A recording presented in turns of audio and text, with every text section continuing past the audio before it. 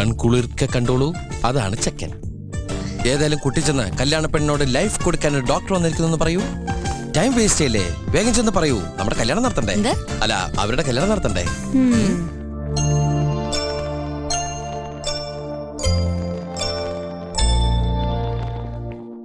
നീ ഒന്നും പറഞ്ഞില്ല ശിവ. ഞാൻ മുത്തച്ഛന് അസുഖമാണെന്ന് കരുതി ആംബുലൻസ് ആയിട്ടാ വന്നത്. അതൊന്ന് പറഞ്ഞു വിട്ടിട്ട് ഇപ്പൊ വരാട്ടാ. ബിസിനസ് ഒക്കെ എങ്ങനെ? ഡെഡ് ബോഡി ഒക്കെ കിട്ടാറുണ്ടോ? ഇപ്പൊ എടുക്കാണ്ടാവോ? നിങ്ങൾ തിരിച്ചു പോയിക്കോളൂ. അച്ഛാ, ചേച്ചി വിളിച്ചിട്ട് എണീക്കണില്ല. പോവാൻ വരട്ടെ, ചിലപ്പോ ഒരു ഓട്ടം കിട്ടാൻ സാധ്യതയുണ്ട്. ചേച്ചി, എക്സ്ക്യൂസ് മീ, എല്ലാവരും പുറത്തേക്ക് സർ പ്ലീസ്. എല്ലാവരും ഒന്ന് പുറത്തേക്ക് നിൽക്ക്. ഇതൊക്കെ ആള് വീതം പറയണോ? എന്ത് കഷ്ടം അത്. പോ. നിന്നോട് കൂടെ പറഞ്ഞത്. ഞാനും പോവാം. കുട്ടി കുറച്ച് കാറ്റ് കിട്ടട്ടെ. കാറ്റ് കിട്ടണമെങ്കിൽ ഫാൻ ഇട്ടാ പോരെ? ഇയാൾ എപ്പ കയറിയതിനകത്ത്? ബ്ലഡ് വേണ്ടി വന്ന എന്റെ ബോഡിയിലല്ലേ ഉള്ളൂ. ഇവിടെ ബ്ലഡ് ഒന്നും വേണ്ട. അപ്പൊ യൂറിനോ? അയ്യേ, താൻ ഇങ്ങോട്ട് വന്നേ.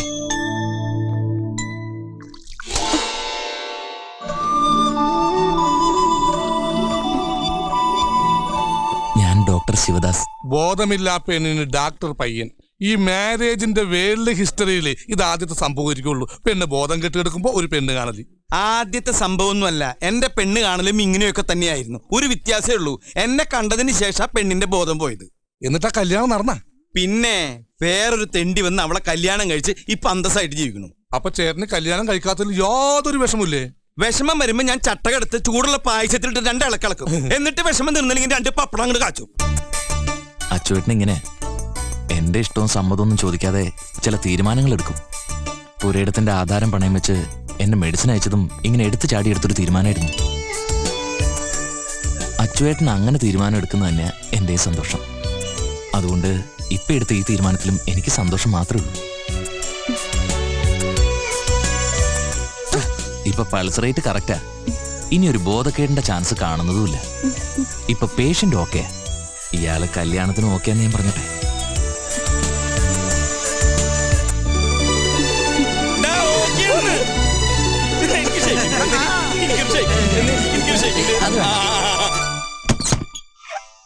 കണിയാരല്ലേ?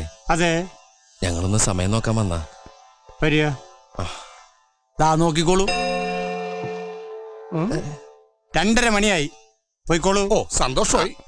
അതല്ല, ഒരു കല്യാണത്തിന് കുരുത്തം നോക്കി മുഹൂർത്തം മുറിക്കാൻ വന്ന. അല്ല, പൊരുത്തം നോക്കി മുഹൂർത്തം കുറിക്കാൻ വന്ന. ഇതിനൊക്കെ പകല് വന്നുകൂടെ? സന്ധ്യ കഴിഞ്ഞാൽ ഇതൊന്നും നോക്കാൻ പാടില്ല. ചെറുക്കനെ മിഡ് നൈറ്റിലാ സെറ്റപ്പ് ആയത്. നാളെ ഏർലി മോർണിംഗിൽ വെഡിങ് നടത്തണം. എല്ലാം ഷടപടേന്നായിരുന്നു. എന്താന്ന്? നമ്മള് ബ്രാഹ്മണന്മാരാണെന്ന് വിചാരിച്ചോട്ടെ. എല്ലാം പെട്ടെന്നായിരുന്നേ. എന്നാ പിന്നെ കല്യാണം കൂടി കഴിഞ്ഞിട്ട് മുഹൂർത്തം നോക്കിയാ പോരായിരുന്നു? മതിയായിരുന്നു, വെറുതെ മനുഷ്യന്റെ ഉറക്കം കളഞ്ഞു. കണിയൻ സാറോ അങ്ങനെ പറയരുത്. വിവരങ്ങളൊക്കെ ദേ ഇത് പറയും. മഹാലക്ഷ്മി പാതിരാക്ക് വന്നാലും മടക്കി വിടാൻ പാടില്ലെന്നാ. മഹാലക്ഷ്മി ആരാ? മോള ഭാര്യ ആയിരിക്കും അല്ലേ?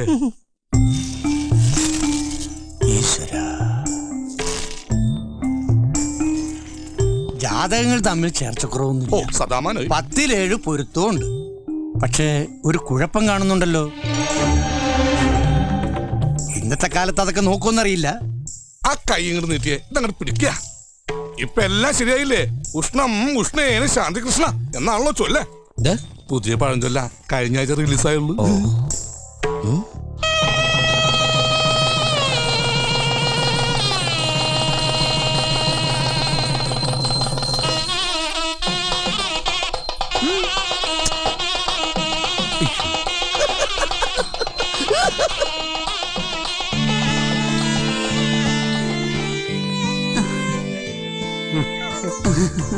ഇപ്പൊ നമ്മള് ബന്ധുക്കളായിട്ടോ കത്തരുന്നേ.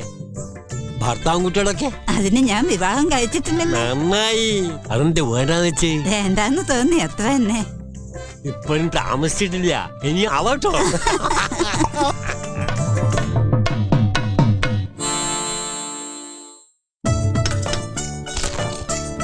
ഇവിടെ സാമ്പാർ. സപ്ലയർ ഇത്തിരി സാമ്പാർ താങ്ങിയേ. നീ എന്തിനാ ഇപ്പൊ കയറിയിരുന്നത്? ഞങ്ങൾ ചെക്കൻ്റെ ആൾക്കാരാ, ഞങ്ങളാ ഫസ്റ്റ് ഇരിക്കേണ്ടത്. അപ്പൊ ആര് വിളമ്പും? പാചകക്കാരനാണല്ലേ? അല്ല, എറണാകുളം ജില്ലാ കളക്ടർ മിണ്ടാതെ കുത്തുകെട്ടോ. രാമ, ചെറുക്കന്റെ അനിയനാ രാമൻകുട്ടി. നീ എന്തേ കാണിക്കുന്നത്? ഞാൻ വിളമ്പാം. വേണ്ട സാറ് ഇരുന്നോ, ഞാൻ വിളമ്പാം. നീ അങ്ങോട്ട് പോയിരിക്കും, ഞാൻ വിളമ്പാം. അയ്യോ സാറ് ഇരുന്നോ, ഞാൻ വിളമ്പാം. ഞാൻ വിളമ്പാം. നിങ്ങൾ വെറുതെ തല പിടിക്കല്ലേ? രണ്ടുപേരും കൂടി ദേ ഇങ്ങോട്ട് വിളമ്പിക്കോ, ആ പ്രശ്നം സോൾവ് ആവട്ടെ.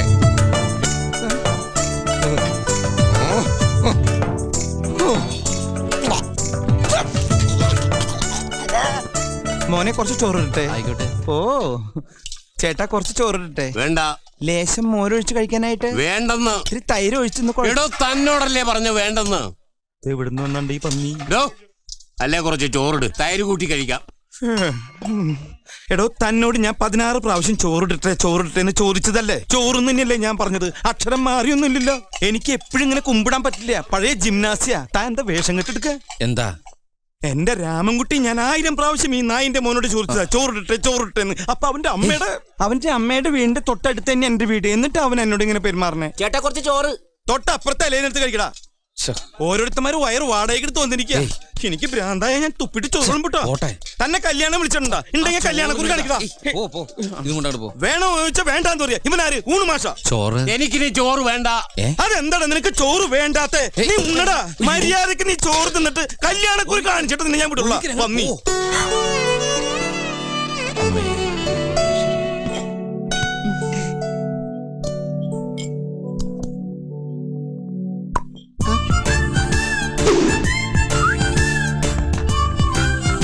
അവരൊക്കെ സദ്യ വിഴുങ്ങിട്ടിരിക്കല്ലേ, അപ്പുറത്തിരുന്ന് കുറെ പേര് പണിയെടുത്ത് കഷ്ടപ്പെടുന്നുണ്ട്. അവർക്കൊക്കെ ചായ കൊടുത്തോ?